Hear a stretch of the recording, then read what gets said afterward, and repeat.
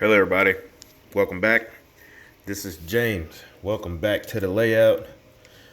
This is the October edition. Um, Last month I showcased a lot of things that I bought since the last video almost a year ago. So I'm home at the moment, and I decided to show y'all the progress of the layout so far. So we're gonna start at the far end. Um, since I drive trucks, it's gonna take a long time and it's time consuming to lay the roadbed down and lay the track down. So what I did was I went out, purchased a ton of Cato Unitrack to remedy that problem. Now, a lot of people are going to say, well, how can you connect the code 80 to the code 55? And it was fairly simple. So let's begin. So this is the main line here. This turnout here, this switch, it goes into the yard lead.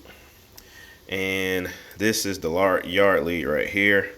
The reason why I put this crossover here as if there's a train coming out of the yard throat here on to the main to service customers, maybe a local or something like that. But the yard lead will extend beyond this point, so that's more work to do. Again, the main line is in the foreground. This switch right here, it goes into the arrival departure tracks, and the arrival departure tracks are on further down. But let's take a quick look here. Now this is where I connected the Cato track to the code 55. I was told on a Facebook group, you flatten the code 80 rail joiners and you lay the code 55 on top and you weld the two joints together. This one here, I still need to go back and clean up.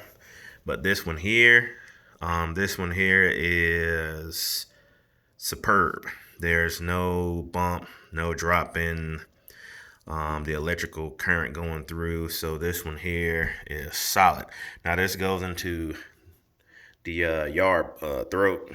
So let's continue. This is the yard throat. It is glued down. There is a total of 6 tracks in the yard. Right here by this Conrail SD60. This one here isn't down permanent, and this switch here, I'm going to continue to add to this, but I'm going to cut this back out and put a new piece of cork down. Then the yard there will go into engine facility. Maybe not. I don't know if I'm going to put one there or not. But if you head back to the right, there will be an industry here. The paper mill will be here along with some other industries. There will be a 3 or 4 track yard outside of the main yard to hold certain rail cars for these industries over here, especially the paper mill. The paper mill can have a yard to itself, which I'm assuming most of you guys know. But back here, this track here where this Dash 8 and this SD60 is sitting, it's just a run through track just to set power there.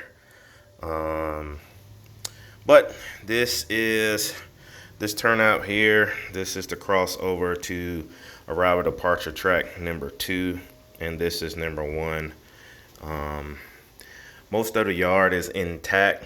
It's probably 60 to 50%. It's all complete from here on back. This section here is still under construction, as you can see. I still need a few more turnouts to complete the west side of the yard. I need another right hand here. Other than that, this is still your main here. These 2 tracks, this is arrival departure. And it comes down here. This is your yard lead for the west side of the yard. This section here, I'm not completely 100% on how I'm going to do this. I could use this number 6 Kato track, or I could use this number 7 code 55 for my arrival departure tracks here. I haven't decided yet, but again, this is your main, goes into there. This is your yard lead. There's the crossover to get to the main. This is your yard lead here. And basically, pull your train out, pull it up into the yard lead, and then you just back it into whatever corresponding AD track the train needs to be in to wait for power. This curve here, I don't know if it's sharp or not, but Penn Central took it pretty good, so I don't have any.